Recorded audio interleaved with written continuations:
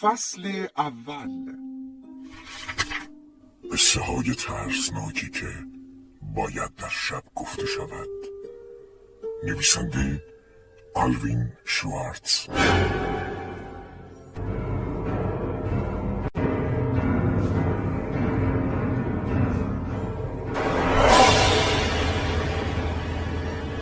داستان اول. یک جای کار میلنگد.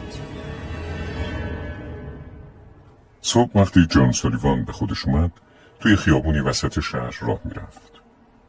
یادش نمیومد توی محله چه کار داشته. یادش نمیومد چطور و با چه وسیله اونجا رفته. حتی یادش نمیومد قبلش کجا بوده. سالیوان اصلا نمیدونست ساعت چنده. غرق فکر چشمش به زنی افتاد. زن سرش پایین بود و سلانه سلانه قدم میزد. همین که نزدیک سالیوان شد، سالیوان بیخبر از همه جور جلوی زن رو گرفت. لبخند زد و گفت: ببخشید خانم، من ساعت ندارم. ساعت شما چنده؟ زن سرش رو بالا گرفت. اما تا چشمش به سالیوان افتاد، جیغ بنفشی کشید و پا به فرار گذاشت. سالیوان بهت زده کمی تو خیابون پرسه زد. بقیه آدم هم با دیدنش وحشت میکردن و پا به فرار میذاشتن.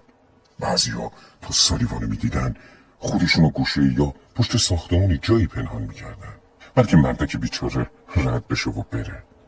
بعضی دیگه هم تا چشمشون بهش میافتاد پا به فرار میذاشتن که دست سالیوان بهشون نرسه. سالیوان گیج و سردرگم و کلافه با خودش فکر کرد. گفت: حتما یه جای کارم میلنگه. آره، باید زودتر برم خونه. جلوی تاکسی رو گرفت. راننده با گوش چشم نیم نگاهی به جان سالیوان کرد. همین که دیدش پا رو گاز گذاشت و فرار رو برقرار ترجیح داد. جان سالیوان گیج شده بود. سر در نمی آورد. هراس و وحشتی غریب به جونش افتاده بود. فکر دیگه ای به سرش زد. باید زنگ بزنم خونه، یکی بیاد دنبالم. چند قدم دورتر باجه تلفنی بود. رفت توی باجه، گوشی رو برداشت و سکه انداخت. صدای بوغازات بلند شد.